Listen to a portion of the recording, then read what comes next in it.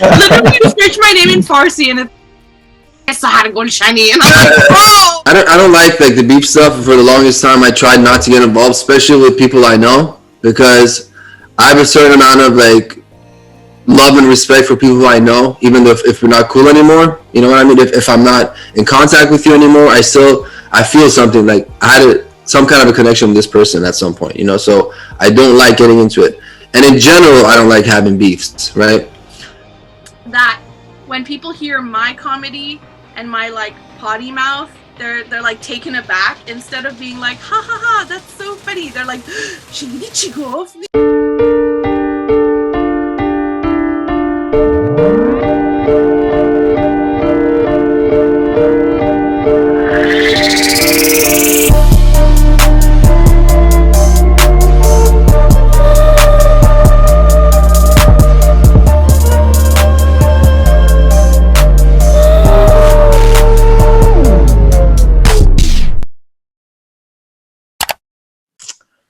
So hello everyone, welcome back to another.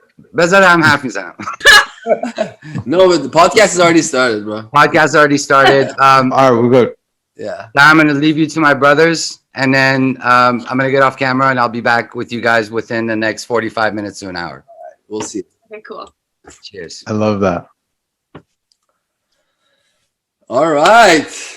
Finally, this episode, after months and months of back and forth on the new system with the Zoom. Good to have you. Sorry it's so late night for you. No, it's okay. I hope this time the sound is better. Yeah, I think it's going to be good. And I fucked up on the time with her. Yogi, I think I I listened to your voice message today. He's like, Sahar, 5 p.m. your time, which is 8 our time. I'm like, wait a second. This doesn't make sense. And I talk to people from Toronto daily, multiple people all the time, you know. But I was in such a rush last night that I kind of fucked it up. Are you tired right now? No, I'm good. You good? Yeah, she's a night person. No, actually not really. Not anymore. No? I used to. When I don't have anything to do the next day, yeah, I'll stay up until forever. But when I have shit to do, I'm in bed at 11. 11? But it's okay. In bed, but not asleep. Yeah. I fall asleep it takes me a while. I watch TikToks. And then I still don't have a TikTok account. Someone was telling me Danny's manager was telling me. He's like, you have to get one. It's really important. Yeah, Pedro was telling me. Dude, it's so every week there's a new trend. It's insane. It's just the creativity too of the next generation. You see all the Gen Zs. It gives you a glimpse into what Gen Zs are thinking, how they're acting, what is important to them, the stuff that's trendy for them. Do you know what I mean? Uh-huh. It's so weird because right now, the 90s are trendy for them. So they're wearing all the styles from back then. And I'm like, bitch, I used to wear that shit too, but that shit's what, man? Why are you wearing this? Yeah. I know. That's crazy. There's kids buying flip phones and old Blackberries off of eBay just to be I'm so hip and cool. Really? It's what do you call this stuff they used to buy? The vintage stores. They used to buy stuff from 70s, 80s. Now they're buying. Yeah, now razors are back in. The Motorola razors. You're kidding me? They work? How do they fucking even get them to work? They just put the... Yeah, I think it's just for show. Oh. I'm hip. It's when we bought Walkmans or whatever. Yeah. So how have you guys been? I've been good. Long time no talk. I know. It's been a cool last minute, hasn't it? I know. How's California, COVID-wise? We're going into lockdown again tomorrow. Really? What? Yes. Oh, man. No, I know, we're fucked. I moved to Santa Monica. I'm kind of closer to the beach. So I'm seeing a lot of people not wear masks, you know? And I'm saying that in a positive way. Outside by the beach, you know, in the sun. And I'm really enjoying that because I don't wear my mask when I go by the beach. Because everybody's getting vaccinated. So they're more they're not as afraid as they used to. Yeah, no, they're not vaccinating people here. They're vaccinating 2 people a day here. I swear to God, it's so bad. That's insane. Did your life change in any shape or form during COVID, or not really? No. Khoda shok, no, because I already worked from home. Yeah, right. And like I do social media. Like I started my own kind of thing, my own side business as well. So I do social media management for like brands and stuff because I was like, you know what? I already do this for myself and I know all the like science to it. Why the fuck not monetize this? Yeah. So I did, and then I was like, holy shit, I'm good at this, and I got a whole bunch of clients. So I was already working from home anyways. So my life didn't change in that aspect. And like, because of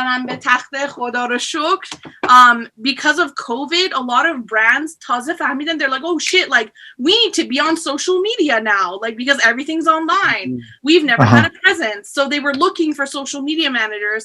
So like actually where everyone else was like, you know, it took a hit financially, I was like, yeah. You doubled up. You doubled up. Nice. Nice. And your account's still popping and that's still growing organically and everything, right? I've never really given a fuck about my own account, really. It's just like for fun. It's not anything serious. So honestly, I lose followers every day. I look at my analytics, I'm like, well, okay, I just lost another, like, how did you meet a pine? And then like I post something and then it goes up and then it goes down again every day. Yeah.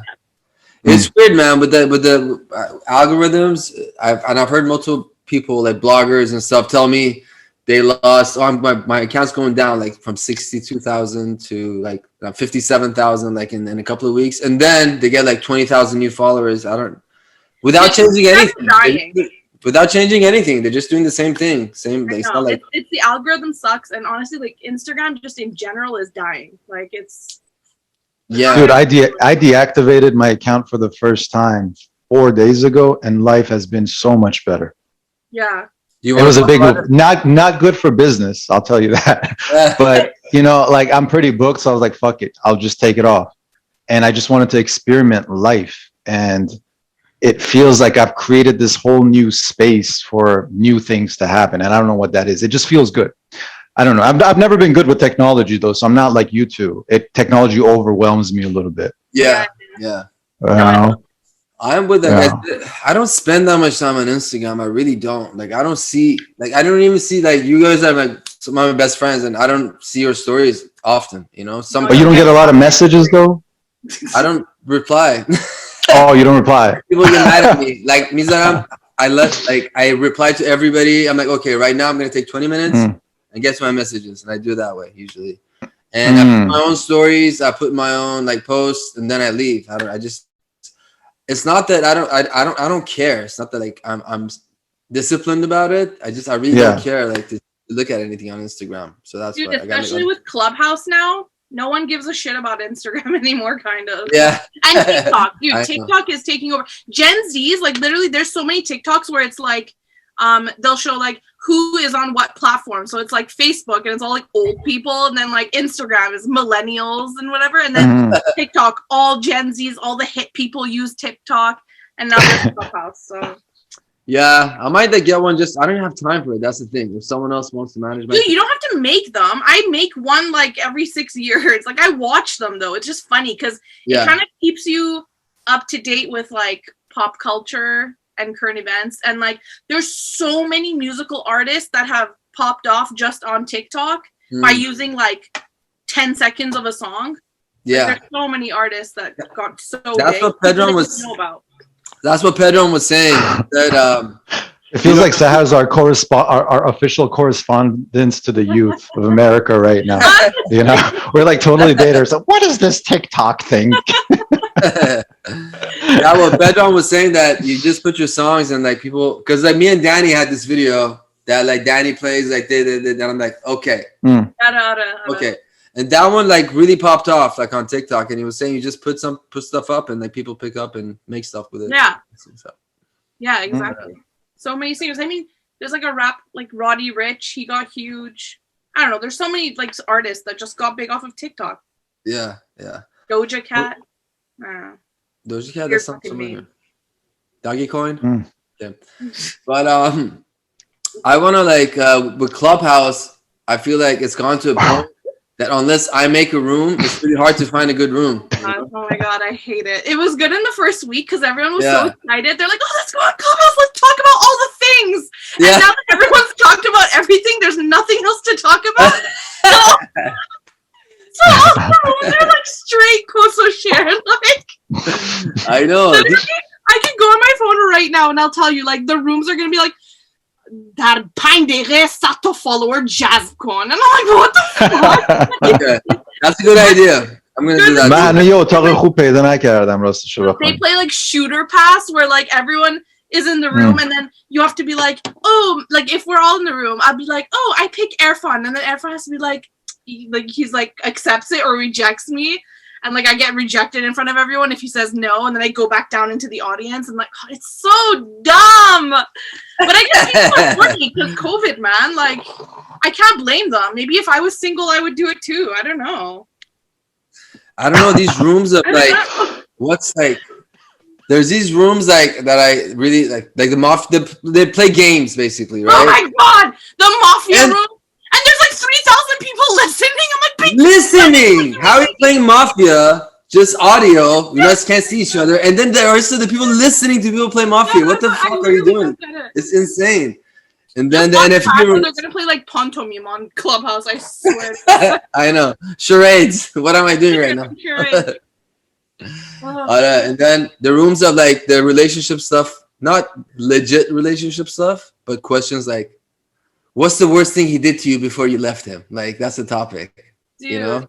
There was a room like, what do you like to eat your macaroni with? Oblimu or ketchup? Like, oh, God. I was like, are you serious? Whoever said oblimu needs to get executed. Who the fuck eats macaroni with them? But you know, like, that's not even the most annoying part of it. The most annoying part is, like, I feel like everyone feels like they're like in a race to like show themselves off. Oh, so man. they literally come into like the speakers section, like they'll raise their hand. Yaya, have you been on Clubhouse? Yeah, you have. You were in the room the other day. Well, that was the only time I ever said anything. It was in your room, and I was on my way to a wedding. Yeah, and I saw your name, and I was like, let me say hi. It's like I haven't said hi to you in a very long time. It was like my AD Danny type of thing. But I can't figure it out. We had the guy from Clubhouse last week in our room, the guy on the app. What's his name? Yeah. Axel. Yeah. That's cool. Yeah, and the irony was like I don't know how to use Clubhouse, which is funny. But I don't know. Are you enjoying it? I like it. I like the rooms that I make because we actually have cool conversations. Like I think it was like 2-3 weeks ago, we did a room about Iranians and like how they're triggered over porn, because like over the whole like Alexis thing, like that shit happened. So then I wanted to do a podcast episode about it, like talking about it and just giving my 2 cents. And then before I did that, I wanted to do a Clubhouse room to see what like other people thought and just get like other people's input. And that one was really cool. We had a lot of good like conversations and stuff. So nice. Yeah, the rooms I make are good. I feel the same way. I enjoyed the rooms that I make, but I don't do them often enough. Like we had that immigrant story room that was going well, then until some point. That one guy, everyone's like telling stories. This one guy's like, "Everyone, can I rap for you?" I'm like, "No." Nah, boom, get the fuck out. Nah.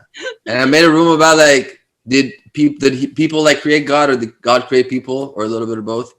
And then that was cool. I got a lot of interesting people. That made a lot of noise on Twitter too. That room, and then. That's interesting. But then now I'm just being getting turned off by it because I keep going and seeing the shitty rooms. And it's the same people all the time. It's the same like. Yeah, the cloud chasers, those ones in the rooms. You know what I'm talking about? Like, exactly. Homie doesn't have it. Like I'm like, what was he doing before Clubhouse? We have a mutual friend, kind of, and he literally he's like, and he's in a room like 24/7 and like about anything, and every time he's there, he's like just trying to get followers and get attention and stuff like that. I'm like, what was he doing before Clubhouse? Well, I heard you can start monetizing, right? Now, just like I think a couple days ago, and only a select couple of people. I think it's people with a lot of followers. Probably you can like tip. Yeah, but it's like honestly for the Iranian at least community, like no one's gonna tip anyone. To be honest, like I doubt it. I know. They don't tip a So you're still focused on the comedy thing? As far as like doing stand-ups, are you getting offers? I mean, COVID happened, so that kind of dried up. I was working. I mean, I'm still working on material.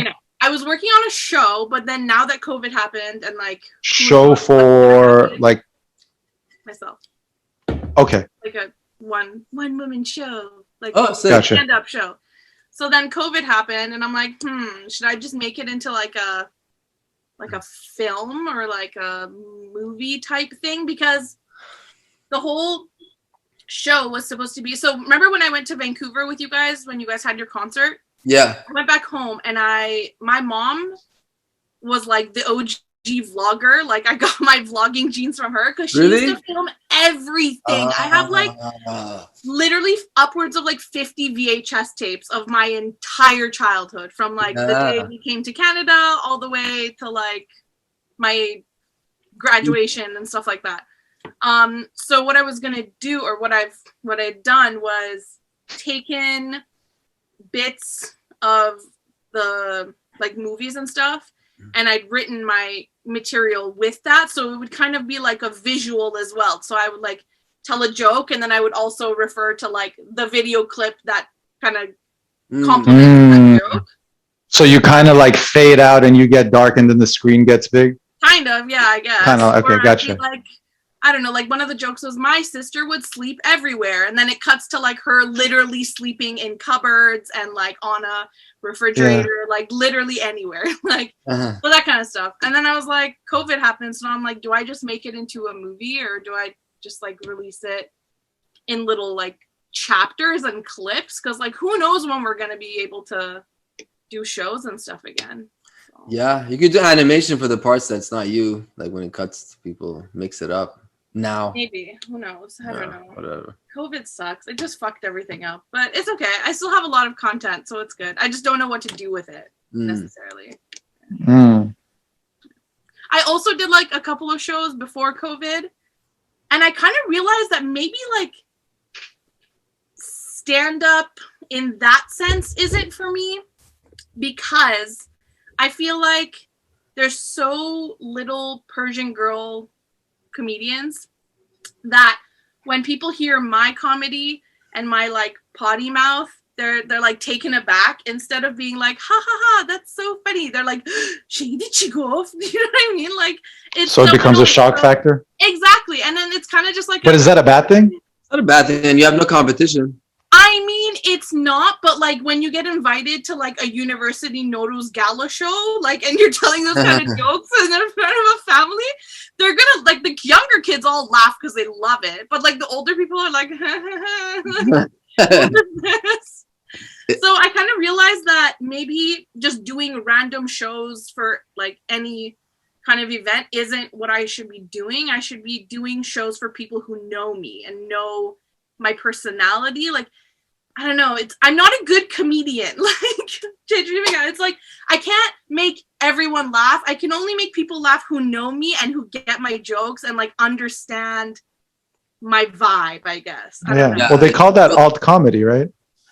Yeah, I don't appeal to everyone. Yeah. Well, and also with like listening to a lot of like stand-ups talk about this, and you know, working on the craft and perfecting the craft and stuff. I think that comes with it. The more practice you get, you're gonna learn how to transfer that thing. Like I'm the same way. I can make my friends laugh, but people probably think I'm weird as fuck, the random shit that I say if they don't know me. But once you get to know me, like it's funny. That's the whole point of like. So if you work on the craft, I'm sure. I mean, yeah, but again, COVID. Do you like writing? I love it. I'm really good at like writing just anything. Kolan. I'm a good writer. But, cheers. But I mean like writing jokes and perfecting the set. You enjoy that. Yeah, it's fun. Fun. Again, it's the industry I'm in, which kind of, I don't know, left me with a bad taste in my mouth. Cause like, again, not as many girls, and you don't really get supported from the men.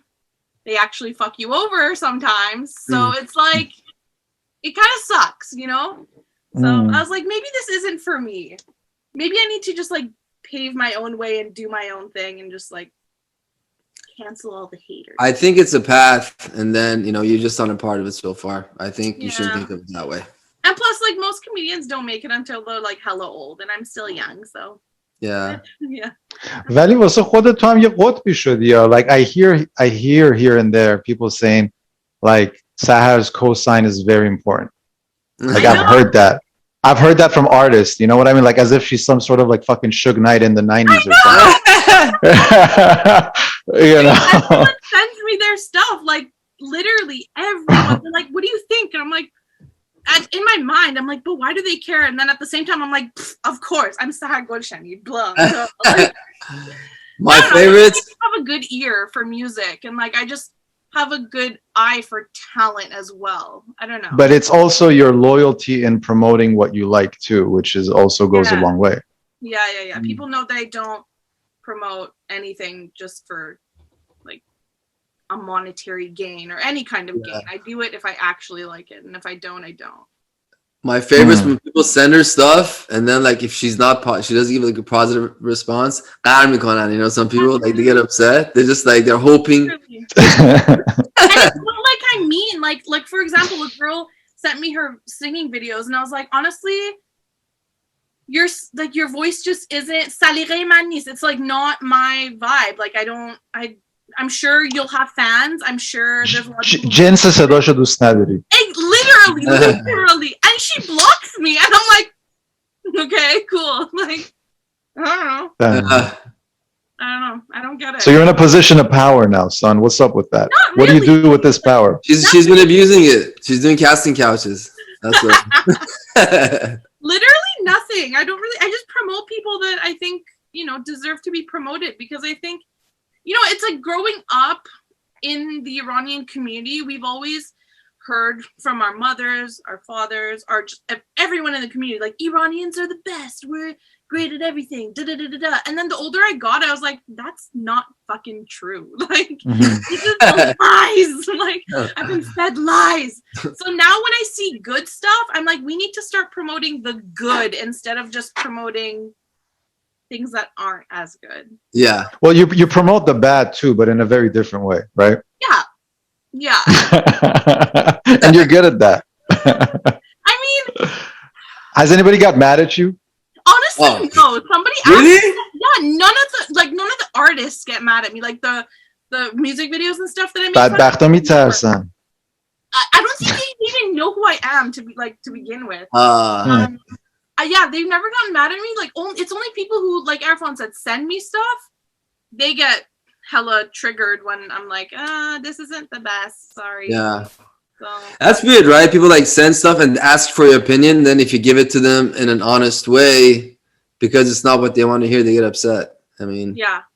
Dude, these two girls literally did like a whole podcast about me, like, because I told her that her friend, like, I didn't like the way her friend like, she sent me her friend's dance videos, and then I was like, this is pretty basic. And then her friends did an entire podcast about me. Can we listen to parts of that? Navi, can you like bring it in somehow? Dude, the stuff. Yo, have you seen the stuff that she puts for like dancers? Bad versus good dancers and stuff. There's some of my favorite. So. They're so funny, bro. I die, man. Like, I've seen a couple. Yeah. There's nothing worse than like I feel like fuck. Like, I don't feel fucked up saying it. I would keep it real. But it's funny because like I actually have a background in Persian dance, and then I did a podcast with Melika, who's from California as well, and she's like an amazing dancer. And then we were talking about this. We were like, most of the Persian dancers on Instagram, not all of them, but like there's a lot of them who have a big following. They suck. And it's because they have a lot of followers because Iranians have never had like an actual kind of like standard for dance, because it's been like prohibited in Iran, obviously, right? So there's never been like professionals doing it.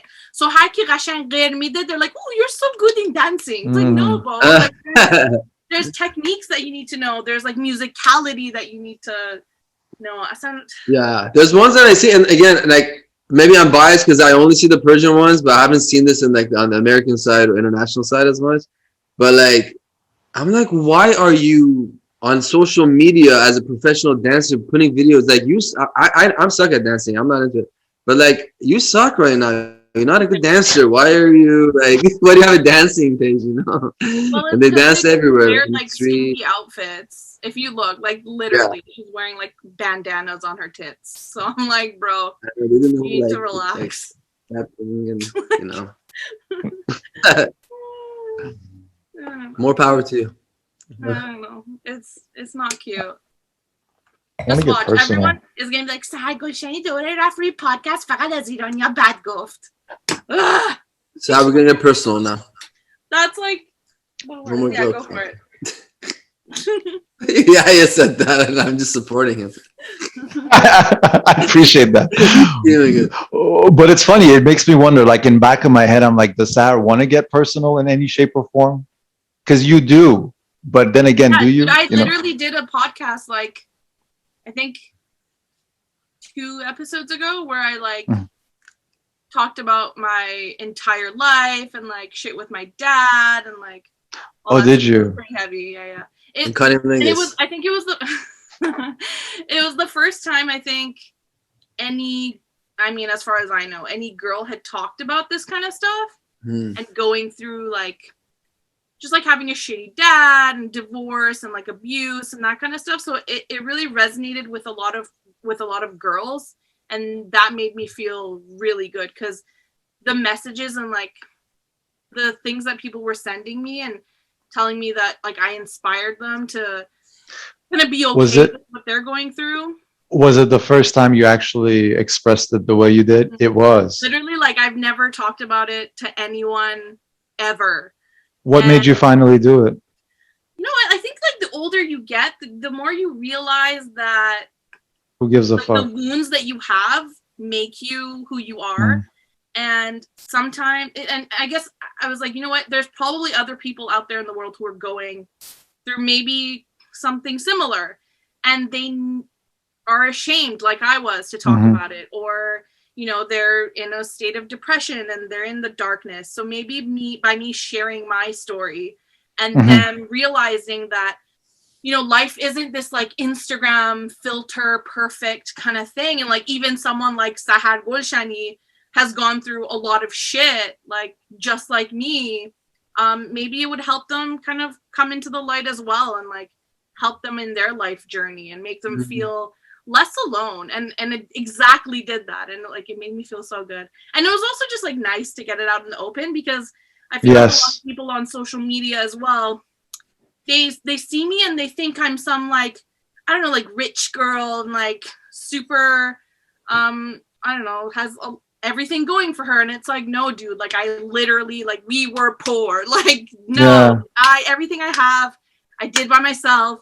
Everything you see right now, all on me. Like don't have the wrong like image of me, because I'm actually super proud of who I was. So you got to really own your story in a sense, and really or own it in a much deeper way. Yeah. And what podcast was it? It's called My Dark Past. I don't know which one. I think it's like the one before. I don't know. No, it's all in English. It's your own. It was your podcast. Yeah, my podcast. Yeah. Okay, I thought you said you were on someone's podcast. No, and you did that. No, my own podcast. Oh, my dog. Nice. Shameless self-promotion. Right? The podcast is called My Dark Past? No. The podcast is called Unfiltered with Sahar Golshani. And then this episode was called My Dark Past. This is the darkest episodes, you know? Yeah. I was like, let me co-host that shit too. I think like these are really good because they help people with not feeling shame or blame for a lot of things that they've been through with their families. I think that's so important, you know, because on your own, it takes a long time sometimes to get to that point and realize like, okay, whatever that happened wasn't my fault. You know, it's nothing to be ashamed of, nothing that I should blame myself for. It takes a long time when someone else says it, like, you know, because that's happened to me before, you know, just by listening to people. So. Is it okay if we talk about this episode a little bit or no? Go for it. You rather not? Were there parts of the stories that you shared in that podcast that it's still confusing to you and you haven't made sense out of it and you haven't made meaning out of it yet, or are they all resolved? No, I think they're all resolved. I mean, the only thing that hasn't been resolved is I haven't talked to my dad for like,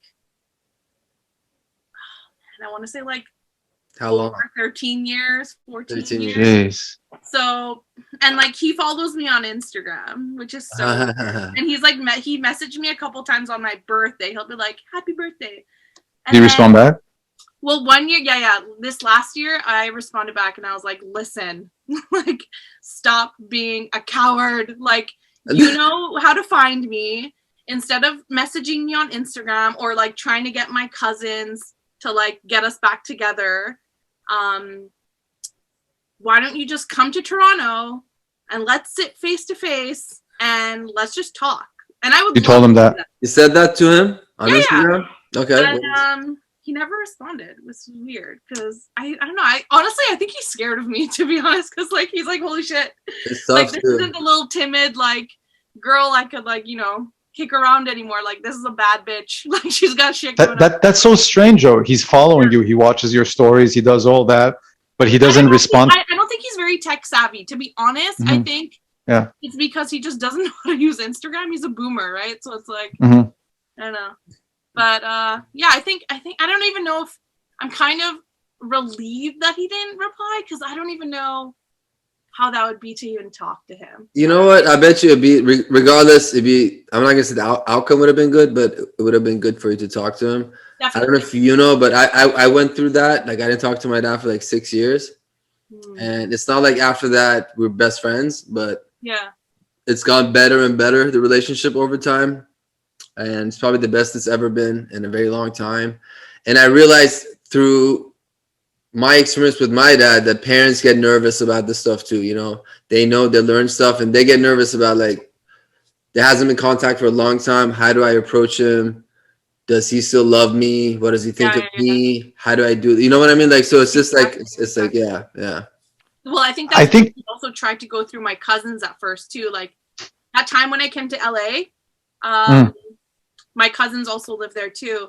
So what they had tried to do was like get him to come when I was there too, and then reunite us. But then my cousin told me, and I was like, that's not cool. Like, I don't want that to happen. Yeah. He needs to come and like himself, like, stop hiding behind other people, or stop like trying to use a middleman. Just like, you man. Like, I do recall one story though that you went at him pretty harshly. Like, you said something fucked up. Yeah, right? So he may have good reasons to be afraid of you. Oh, yeah.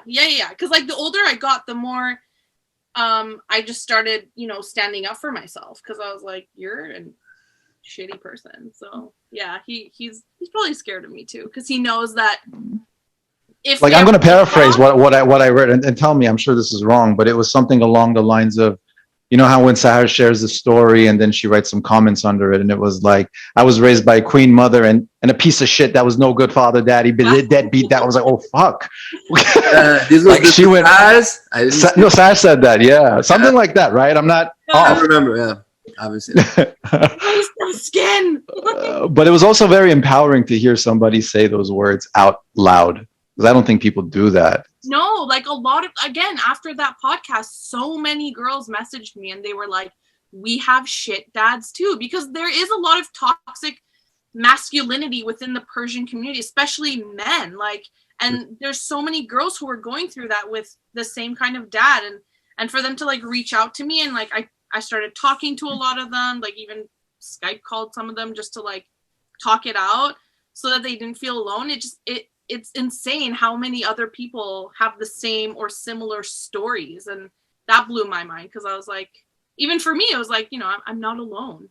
There's a lot of people out there who go through the same shit. If you were to sit with them, what's like the big question that you would like to ask? I don't think there would be a question. It would just be like, do you understand what your actions did? Like, do you understand that by you doing it, I felt like, do you get it? Like, do you understand that when you treated us like this, or when you, whatever, like the abuse and shit, like, do you understand how that affected me? Like, do you get it? Like, like what? Yeah. Why? And I guess, yeah, like the question would just be why? Like, what was going through your head to make you do these things? Like, why were you in that headspace? We have a surprise for you. Navi, can you bring us back? The fucking Maury Povich shit. Jerry. What if he did that? I totally would do that to Sahar because I think her comedic genes at the end would appreciate it. She'd hate us, she'd block us, but she would laugh at it at the same time. I know. That'd be so weird. Yeah, So awkward. Yeah. That's really the denial though. That's the thing though. But like, the Persian dads and maybe just all dads, they have that denial of like blaming the stuff on other people. So did your dad have that? Like, I honestly don't know. I haven't talked to him. You haven't talked to him. No, like, and if he did, I just feel even more sorry for him because it's like, what? Are you serious? I think no, it would just make me mad. I'd be like, are you for real right now? Like, do you? My dad just blamed everything on everybody else. Like, I think the older Persian generation have a mass dissociative disorder type of thing. Like they can dissociate very well and almost act as if another reality never happened. And I don't see that like amongst white people as much as I see around like our parent types, which is weird. I haven't looked into it, but I wonder what that is. I do know that immigration as a whole has fucked us pretty hard as a generation. Yeah. You know, immigration's big one. Yeah, for sure. Yeah, starting over from zero in an alien country that you don't know shit about. Really. And the context of how they did it, right? Yeah. The revolution and all that stuff. Yeah. Or like my parents having to like escape because they were Baha'is. That's crazy. My mom was pregnant. I would always use this against her. My mom was pregnant when they were escaping, so she was like on a donkey or something. And they're like going through the mountains or some shit and she falls off. Every time I got like bad marks on math, I'd be like, that's why! That one time! Donkeys. Damn, that's intense. Yeah, dude. That shit is crazy. I mean, even the way she gave birth, like I was born in Turkey and like back then they were refugees. Is that what they call them? I guess. So like the hospitals that they went to, they were shit. So she showed me a picture of like the room where she gave birth to me, and it's literally just like a cot, and like it's so bad. I was like, holy fuck, like that's crazy, dude. A lot of people that do ayahuasca, they somehow they can recall those experiences. So if you were to do that, I'd imagine like what the hell you would see, right? Dude, I want to riding a donkey. So bad. I am. Yeah. Why do we always come back to ayahuasca somehow in every podcast? Because our producer Navi did it, and he's probably having a hard on in the background right now. He works for the Ayahuasca Foundation of America. Wait, Yaya, you haven't done it either, have you? I have not. No. No, you did that other throw up one. That was just like a biological, legal thing we did. Yeah. Right. Right. It just cleans the system. It's not psychoactive. Yeah, it's not psychoactive. Yeah. Yeah, but I've been talking about DMT again recently, and I found my connection, and it's not. Really? Yeah, I was talking Yogi recently that it's not Bufo, it's not 5-MeO DMT, the stronger one. It's just regular DMT. So I found the connection through a mutual friend that we all have. I'm not gonna name names. So I'm gonna I think I'm gonna do it soon just to try it. I've been talking about it. People have DMT pens. You know how there's like vape pens? Yeah, exactly. But I don't know how strong it is. My friend had one, and he's like, he was just smoking it, and I was like, Maggie Dottie, what? Like he's like, hold on. Literally, he's like, he went to a cottage with his friends like a week or two ago, and like they go and like they play music, whatever. They're techno heads, and I hate techno, so I never go. And he's like, one of the guys was smoking a DMT pen, and then he just passed out in the middle of the platform, and I was like, what? I'll be back in 15 minutes. Literally, like, that's weird. Yeah, I heard about the pens, but I don't know if they're actually like as potent and as strong. And what the fuck are people doing listening to techno and doing? That's what I'm gonna say. I don't understand when people do substances that aren't meant to be done at parties. Like my friend once did like 5 grams of shrooms at a music festival. I was like, what? Yeah. Like, that doesn't make sense. That's the thing. Like, when you put everything in the same category, like drugs, everything's like, okay, they're all meant for like fun or recreation. And like, that's just not the case at all. Exactly. Yeah. I literally did an episode on shrooms too. And I was like talking about it and trying to educate this like next generation of kids who listen to my stuff. And what's your relationship like with mushrooms? love it. But I also don't like it. It's weird. It's like love-hate. Because it's like, I like what I learn when I like, because I'm the type of person who does shrooms and I like go off on my own, sit, meditate, like don't talk to me. I'm in my own space. Yes. Everyone else will be like running around screaming and laughing, and I'm like, yeah. I like Paulo like, you're connecting with the spirit. Yeah, so like I like that part, but then I guess I just have so much crazy shit that's happened in my life. So like a lot of times, I wouldn't say it's a bad trip, but it's like I go into that like dark space and I meditate on that to try and like take it out. So a lot of times that stuff is pretty heavy, but I mean, even with the bad stuff, you still learn. So it's like as often as we talk, we've never talked about this, and I feel like our experience, like me and her experiences, are very similar because I'm the same way, and I feel like I have the love-hate relationship, and what I don't like is that when the darkness is like, get over here, like it grabs you. But at the same time, I don't know, Sahar, but recently, like I've just been having nonstop good experiences. Not that I'm doing it that often, but like the past couple of times, like I told both of you guys both know about this. I had a really bad experience a couple of years back. Yeah. And the most recent one I did with, it was just pure bliss, and it was great. I had the moments of like, we went to deep stuff, we laughed, we talked, everything. It was just perfect. It was like perfect, Well, again, it depends on who you're doing it with too, right? Like that's what it is. That's what I was getting at. I did it on my 30th birthday, which again was like all my friends, but I just feel like because everyone is so like in their own vibe and like, it was a birthday getaway, so everyone was really like, and then I was just like, no. That's what I'm saying. Yeah, you can't do it with just anybody, and like I think it has to be. I've gone to the magic number. I think it should be like 4 people or less. Yeah, like, anytime more than like. So true. So true. Well, unless it's done in a ceremony, because that's the right setting. Yeah, but setting. Everyone is in the same vibe. Like they're there for the intention. But like at a 30th birthday party, everyone's like, I know, right? There's drunk people. 30.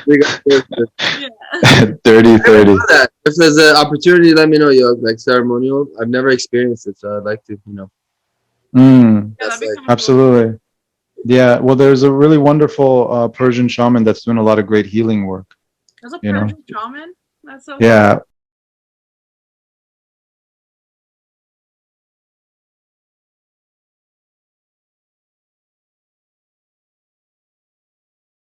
Cool. Because what he does is he mixes that with Erfans, and Erfans also I was literally just gonna say. It's our version of it's our medicine. That's the native Indian or like Southern American, and that's more like the Iranian or Syrian Middle Eastern thing. And he combines these two things, and they bring a masculine feminine effect, which is different than an average mushroom experience. It's a little bit longer.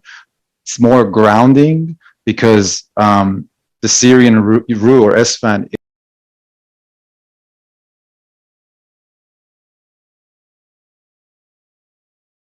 Yeah. I can't wait till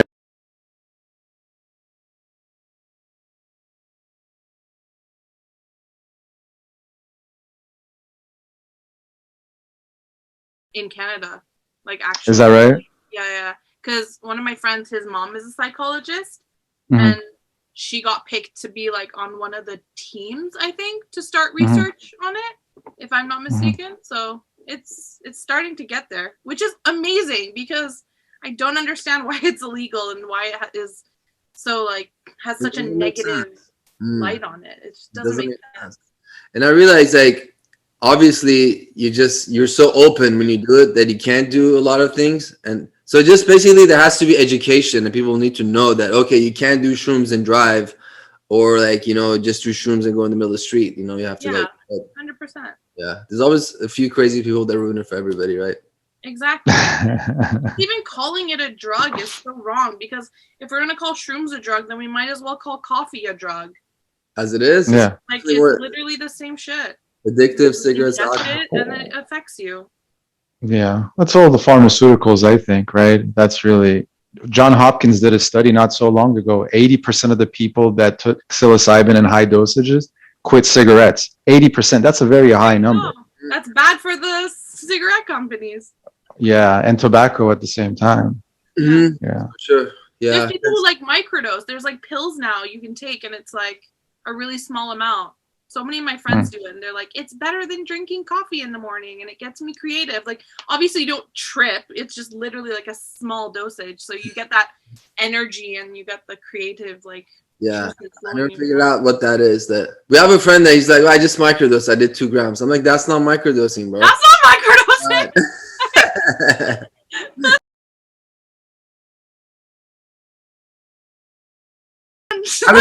I'm exaggerating on the 2 grams, but like, you know, it's like definitely more, like 10 times more than the amount of the microdose. But like, I always thought about like how it is to do microdosing the amounts. I guess it's like 0.1 milligrams or just like the capsule. No, but you can literally buy pills off the internet. I don't know how it's legal. I don't know how they're doing it, not getting like.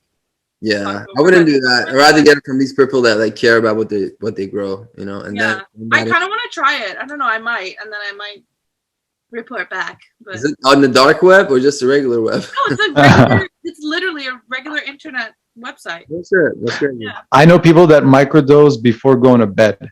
They take it and they swear that it still affects them really. It heals them in many ways. It's interesting. Why would you take it when you go to bed? You know what? That makes a lot of sense, dude. That's when you're healing when you sleep, especially when you get the deep sleep. You know, that's when everything comes together. REM sleep handles your memory. Deep sleep fixes your like physical, like your body gets a full rest. So it makes a lot of sense for it to affect you. You know, you were saying something. Yeah, sorry, I cut you off. No. That was it. Okay, and Sahar was curious and still remains curious as to why that is. And I don't have the answers either. So your answer was the best bet there. Yeah.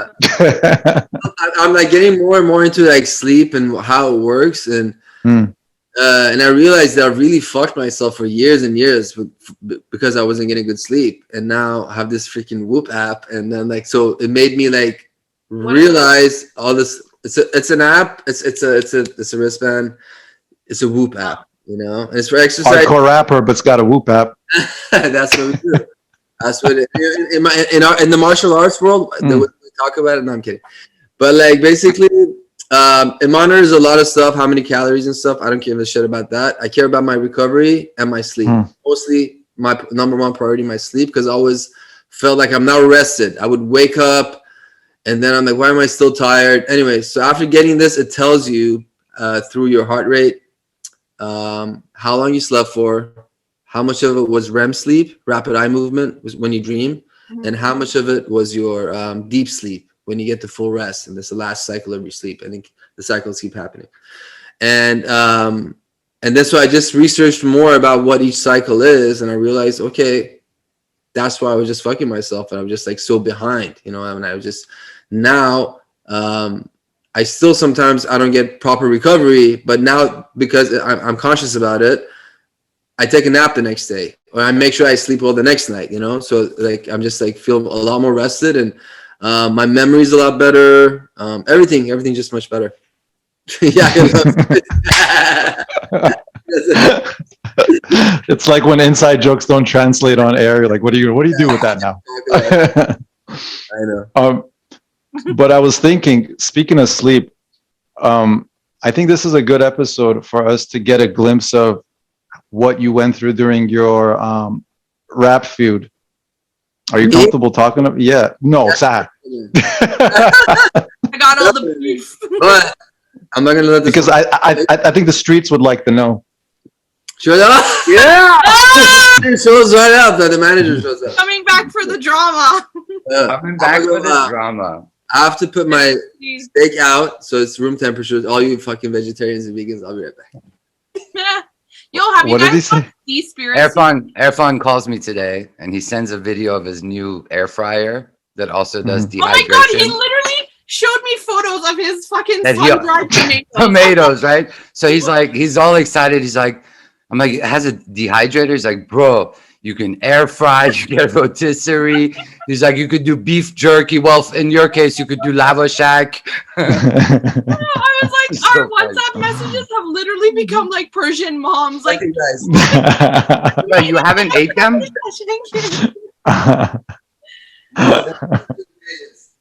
Straight up. So, Bacha, a couple of reasons I hopped back in. One, it was the 45-minute mark. Two, I had some comments. First of all, I wanted to thank and make a comment to Yahya for, I don't know if this had anything to do with it, but the fact that we got to enjoy your company over the past weekend. I feel like maybe if you were still on Instagram, you would have been like creating content or something. So I don't know if there's any correlation, but that was awesome. So I wanted to. Oh, when we saw each other this weekend? Yeah. That was beautiful. I really enjoyed it, man. Yeah, it was a wonderful night. And I love the group of people, and I was like, that group I want to be around. Right, exactly. Yeah, because I've let go of a lot of groups, and I like that was my favorite group that I've probably been around Iranian-wise for the past 8 years. Yeah. Beautiful people there. Yeah. And then I wanted to make sure that Erfan, I'm just making comments based on what I've been hearing for the past 45 minutes. Erfan needs to admit that he had a beautiful experience in Big Sur as well. Really, that's the one. That was a transitioning point because I was like afraid of mushrooms for a while because of that fucking time that it was. This is all like red flags of not doing stuff. A bunch of strangers, too many people. I shouldn't have been around like too many Iranians who know me because that was like an event. Yeah, it was. These people know me, come talk to me about like, oh, album بعدين came. Like, dude, shut the fuck up. Like, you're like, bro, what the fuck? But anyway, so like it took me good 3 times after that. One time I did it alone. One time in Navi, and then this last time together, like for me to get back into and realize, okay, that was a fucked up time. Every aside from that, it's always been great, basically. Yeah. So my next comment is for Sahar. I disagree with you. You're funny as shit, and people don't have to know you in order to appreciate your comedy, because oftentimes like a clip here or there, I'll send it to even like my mom who's like in her 60s or someone who's not even Persian, and they watch it and they crack up. So I don't want you to have that in your head. I guess. Thank you. You're welcome. Yes, queen. What was that?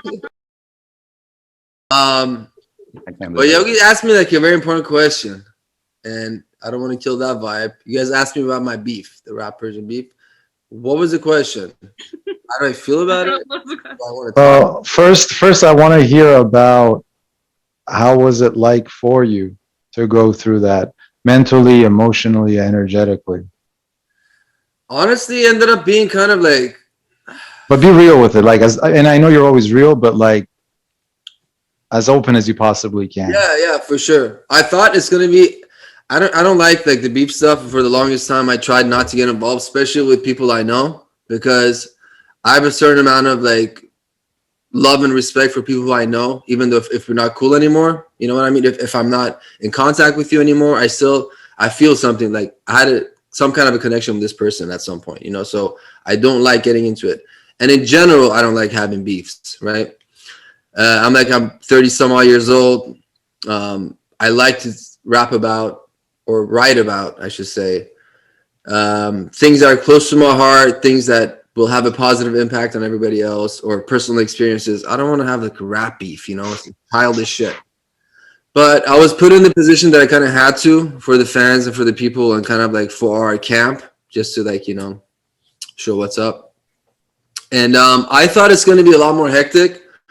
I thought I'm going to have a lot of negative feelings as far as like, or be upset about what I'm going to hear, if they respond, how I'm going to feel about it. And then I got into it, not in my comfort zone, not in my world, but I think I did a great job. I feel great about the song that I did, the initial one. And then when I heard the response, I thought it's going to upset me. But to me, realistically, it was so weak that it didn't affect me. Like my homies around me, my team, they're like, dude, the song came out, like, like, I listened to it. I'm like, dude, this is funny. Like, like this is bullshit. So then we made another song in 2 days, put that out. And I was happy with that as well. But overall, what I want to say is that like I thought it's going to be hectic for me. It was hectic. It was a busy week. I had to do a lot of shot responses, stories, bullshit that I really don't like doing. But I thought it's gonna affect me when I, oh my god, like they got me a little bit or something. But I had nothing like that on me, and now I feel like, you know what? If beef happens and battles happen with anybody, like I don't give a fuck. Like I'm all in if necessary, right? But I hope it doesn't go there, because that's not what I'm about, and that's not where I want to be. That's not what I want to write about. But like, you know how like shit like thickens your skin? That's kind of how I feel about it, right? I'm like, I have thick skin now, and whatever. I'm gonna get it. Yeah. Sahar, did you get involved with it or no? No, I stayed out of it. You said, I was like, I'm not participating in this. Sorry. Yeah, I never expect like friends or anybody to like get involved. But I mean, I shared the first song because it was good, but then after that, I was like, peace. I mean, fucking Persians already hate me enough. I don't need more hate on Twitter. Like, literally, you search my name in Farsi and it's like, Sahar Golshani. And I'm like, bro! I even told her, like, after her story, I told her, like, you know, I love you. I really appreciate it. But, like, unless you really want to, you don't have to, like, share my stuff ever about this kind of stuff, because it's personal and it's beef, you know? Yeah. So you weren't impressed with their comeback song, huh? No, it was so misogynistic, and it just used the same like shitty, like just sexist points that Zed Buzzy is known for. But it's like, bro, it's fucking 2021. Like, just because you guys said some shit back when you were 17 or 18, or, you know, use some sort of terminology or whatever, doesn't mean that it's okay now. Like, grow up. You're fucking 40. Like, I expected a lot more. That's what it was. I expected a lot more. But and everything that was in that song was basically in the stories that they had put on, which made me make my song. So I already, like, the shit they said in their response, I had already responded to in my first song. So it wasn't really a response to my song. Like, you know, it was like but now it's just gone to the point that I feel bad for one of the homies, man. Like, today I told the guys, I'm like, you know what, I'm not even gonna respond anymore. Like, it's just like, it seems like he's in a bad place. And I don't know if I should I talk about this publicly or not? I mean, I don't know, but like, I actually felt bad today. Like, I saw some of his stories that he was putting. What are we talking about? I'm a little confused. one of the guys. The homie, like, that is putting stories. One of them, you know, okay. One of them, the one that keeps putting stories. Okay. And nonstop, and like every time, like even when like one of the younger homies puts a story up, 10 minutes later he responds, you know, and like he's just talking, and just like he's clearly very drunk. And today at this point, like everybody was like laughing at the stories and stuff, and at some point today I'm like, it's not even funny anymore. I feel bad right now, bro. He's in a dark place, and I don't feel right about it anymore. Like, I don't want to go back and forth. He's just like at home, drunk, like, you know, like it just didn't, I don't know, it just didn't feel right to me anymore at this point. I'm like, you know what, like, I'm gonna leave him alone. And you guys said what you needed to say anyways in your music, so I think you could just leave it. I'm not all about that blogger lifestyle that putting like 40 stories a day anyways. So again, we're rappers, we did 2 songs. If it were to continue with music, just like I made the second song in like 24 hours, I could make another song, but it's just like, it's not where I want to be mentally, you know? I think, to me, it's like past and done. Unless better stuff to do too. Like, yeah. Oh yeah. Dude, it definitely, like, I caught on with them for sure, like a little bit. Yeah. Too much shit going on. Ultimately, it does carry, and I mean, I messaged you this, but it does carry, at the end of the day, some sort of a negative vibration. And it's like your thoughts become a little bit darker, your emotions become a little bit darker, and it's like, what's the point of that? Yeah. You know, I don't think there's any winning in that. But hip hop is a sport, and I think the fans really wanted to see that. Yeah, my fans were very happy to see it. You know, they wanted to see, like, you know, like, unfortunately, that's what it is. But your message was a turning point for me too. You know, I'm like, you know what? Yeah, we had fun with it, we got it done, and now I'm back to my daily schedule. You know. Nice. Yeah, I really sat with that message. Like, I felt like I'm writing an old school letter, you know, but I wanted it to be taken seriously, and I'm glad that was the case. Yeah. Nice. Beautiful. So what's good, Navid? I'm like trying to change the vibe, change the subject. Throw it all. No, just my comment on what Yaya just said. We actually had some back and forth as well, and I appreciated. He's, I know he's not doing music right now.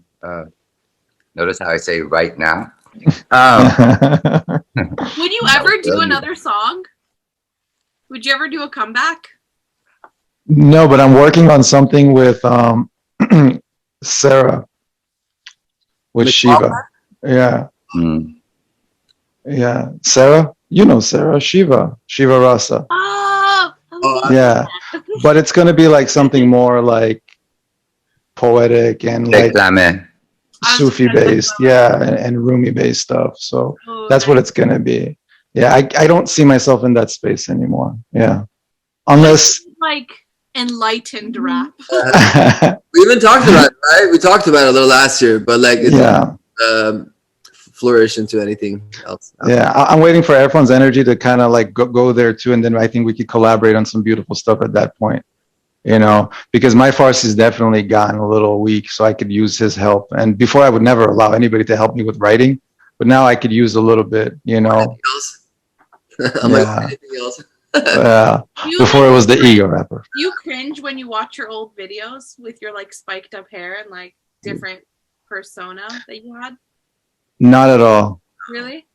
Not at all. It's a different person though, no? Like I didn't know. Yeah, but if you listen to most of my music, it's still like the same me because I listen. The message is the same, but like the message is the same. Well, a lot of pain, a lot of packaging. But then I did get a little too wild in some songs, and that was just fronting straight up. And those ones I do cringe. مثلا اون که با تو دبی خوندیم چی بود؟ پایدار. I never came out. پایدار دو. I'm glad that video never. I love that verse of yours though. I was like, who is that guy? Like, I love it. It's so like. I love that song. I think that song is fire. I think I love that song. Did you like what's the generation after Gen Z? Is there one? Gen X, Y, Z? I don't know. Gen A? Is it gonna go back to like ABC? I'm kidding. But like, know. Yeah, so they're gonna do the spiky hair like we did again, and it's just gonna look cool. I swear to God, once you get like popular again, everyone's gonna come with the Erfan. I swear to God, like I know it looks ridiculous now. I look at it, I'm like, fuck man, what is my hair? Like my first album cover, I'm like, fuck man, like that hair. But back then, do you know how many people like ask me about my hair? Like it's so funny. Like people from everyone's hair was like that. All the music videos from that I do cringe for Khataman. I do cringe for Khataman. Actually, I do. Really? I do. Yeah, that one I do. Yeah, dude, fucking there's so much makeup on me on that one. Well, makeup's like, and then my character's supposed to like start shit with makeup, and it's like it just does. You get lost in your 20s, man. The makeup, it wasn't like a part of our look though. The makeup was like the makeup people. Music video, yeah. Shitty makeup music people. Like they got brought his girlfriend, like and they just like just do it. It's supposed to be for shine, and she's like having her time. She's having like glossy ass creative. She's practicing her like wedding makeup routine on you and shit. Bitch, I'm just supposed to not shine. That's all, like. Yo, this right here. Sahar came here in California, dude. We need you here. Loot 3 is happening, by the way. Yeah. Loot 3 is happening. For that. You're coming? The email. I was like, I don't give a fuck if I'm not vaccinated. Like, I'm coming. I'm walking. Like, I'm like, it shouldn't be too hard to sneak into like America from Canada, from the border. You know what I mean? Like, dude, I think it's okay to. I think now. I don't know. We're going into lockdown again tomorrow, so I don't know what the fuck is going on. But like. We're opening up 100% as of June 15th. Yeah. It's not cute. It's not cute at all. But yeah, what if he gets vaccinated here? Would that make it's literally what I'm planning on doing. I might just come down there and just get vaccinated there and be like, fuck it. Like by then you could do it at like McDonald's probably, like by then. What did I say? Biden. Like Joe? Biden. Puro ka Biden. Check. That's so stupid. I love it. I'm like, is that a Joe Biden this? And she's like, that's really good. That's really good. But so you're gonna come pretty soon then? So we'll see you in I saw June. an email and I was like, I am going finally. Because I was supposed to come last summer, but then COVID really happened. I literally got a refund for my ticket. I had my ticket bought, everything. Like, everything was set up. And then COVID. So that sucked. And then, yeah, I'm going to come. Are you coming by yourself or you come with your team? I'm coming by myself. Who's her team? I know. I was going to say. She went with it, though. She went with it. I'm a lone wolf. Loot 3, like, I'm excited for Loot 3. Me too. I haven't been to any of them, but it looks like a good time, and it's going to be a good lineup too. Oh yeah? Is it the same lineup as before, I wonder? No. I showed Danny it too. Like, I sent it to him. I'm like, hey, I'm probably gonna come for this. And he's like, oh, I want to play at that. And I was like, Yeah. You know what? That would be tight. All of the Loot guys, like his Pedrums, our homies. Like, I know. I told him. I was like, talk to Erfan. He knows all of them. They love Danny, you know. And I always said like, we should have him there for like your early session, you know. I told him he'll probably message you. Like, I think it was yesterday when I sent it to him, and then he's like, oh, I want to play. I'll get him there. Yeah, it'll be good for the daytime before, like, cause nighttime, if people get fucked up, they want to hear, like, you know, different type of music. Yeah. But he'd be perfect to hype people up, like, early on, you know. And I'm sure that's when he wants to play. He always complains about Danny doesn't like playing when people like sloppy or like drunk and stuff like that. He doesn't like it. So he'll probably be sleeping anyways. Yeah. So. Ava. So we're gonna do that. We're gonna go to Joshua Tree. We're gonna have fun. Oh, you're I'll gonna come? You're actually gonna come? Yeah. Oh my god. I'll be out there. yeah, For sure. You're gonna stay here for a while? Yeah, I'll probably be there for like a week or two. Nice. I like that. Yeah. Can I show you guys a picture of Nima while he gets talking? I think he'd want me to show this on this podcast. Nemo 181. No, I actually never mind. I'm not Black gonna do that. Gold. Is that his name? Is that his rapper name? I know. I have so many monikers for him. Do a screenshot of him. Whoa. It's a toy gun. Oh. Or is it? Yo, that day when we but it were is. rent like stuff for your guys' music video, me and Nima and this, I still have the videos of it. We were like Game of Thrones, like knives. We were like, yeah. So fun.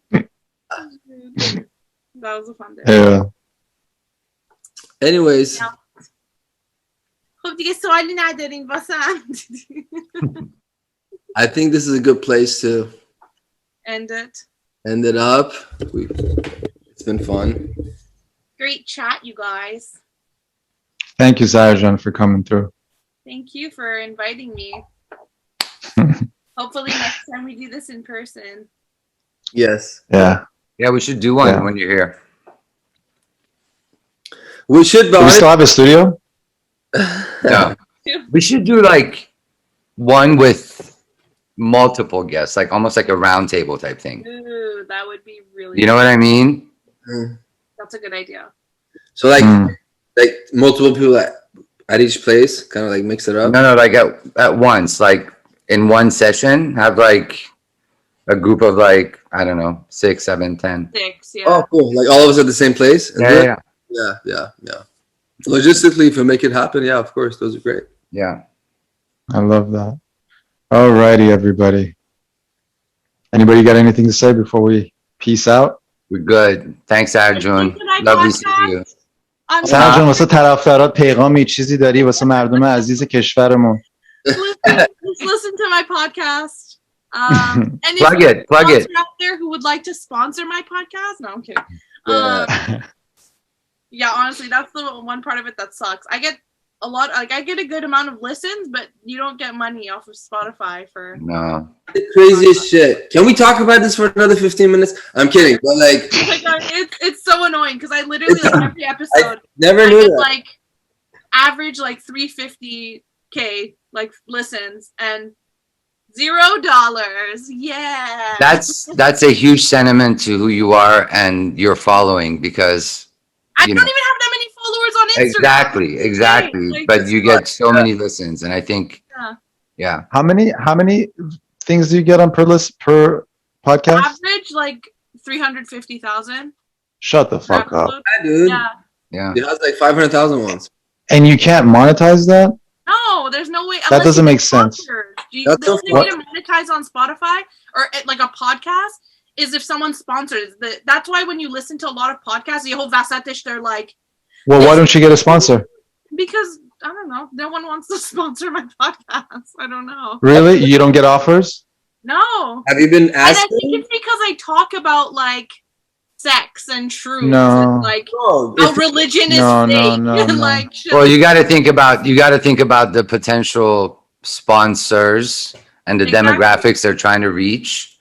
And while Sahar does it in English, I would imagine like 90% of our listeners are still Iranians. Where are they from, though? Where are they from? Are they from America and Canada? USA, Australia. What's the percentage in America and Canada?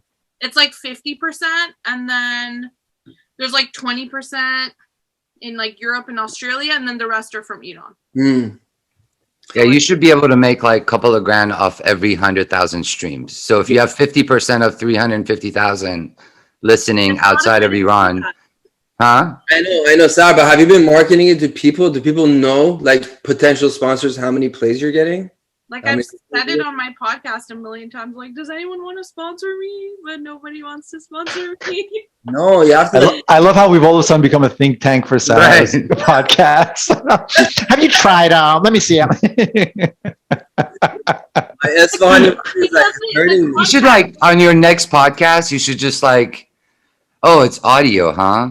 Yeah, it's just audio. Oh, never mind. I was gonna say if it's video, like you should like have a jar of like Sadaf Torshi and start eating.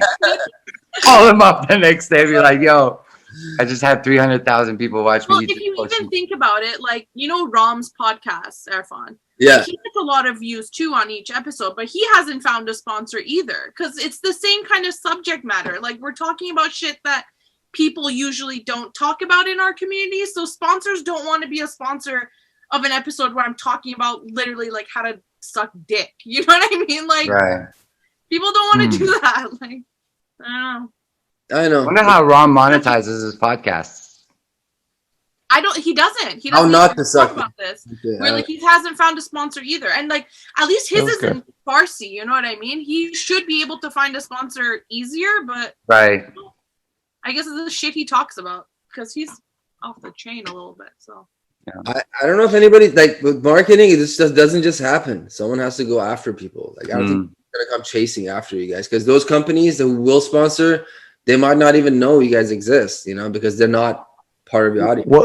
Well, all American podcasts right now, like all the ones that have similar YouTube views as your views, they have a manager that reaches out to these companies and then they set it up. That's actually one of the biggest things that this guy does.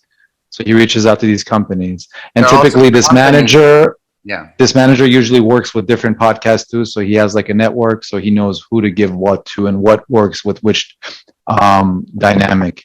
Yeah. So you may want to look into that. That's what I'm saying. The fact that you're Iranian is irrelevant. It's in English. Yeah. And all your audience is like outside of Iran. Like it doesn't matter. Like because Iranians in Iran won't like.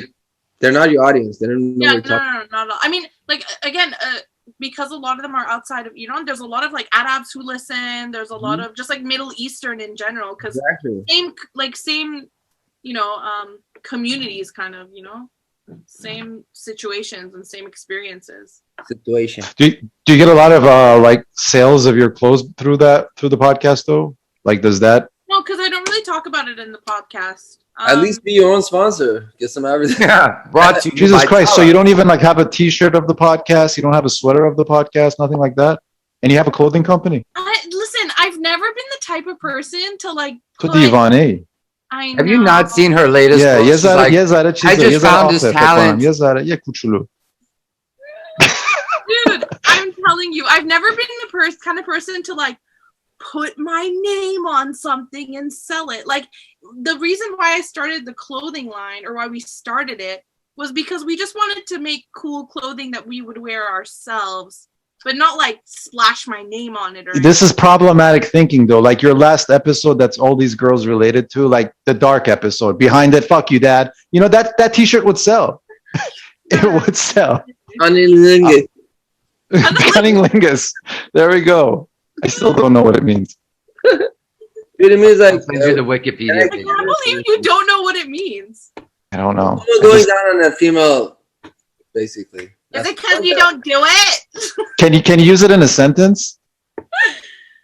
Yaya does not perform cunnilingus. Apparently, sources say. One time. Cunnilingus.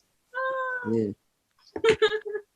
I don't know. Right. Yeah. If you like Cunnilingus, subscribe to our podcast. You like cunnilingus. I think we just broke the record for the most number of times that word has been used on a podcast. Right? I know. All right. Anything else we got to cover before we leave? Listen to my podcast again. Unfiltered with Sahar Golshani. Unfiltered. Subscribe. We're gonna have Available on all platforms. Not ready. All right. Love you guys. Have a beautiful night. Peace. Love you Cheers, guys. everyone. Bye, Thanks for staying guys. up Bye bye. Talk to you Thank guys soon. for inviting me.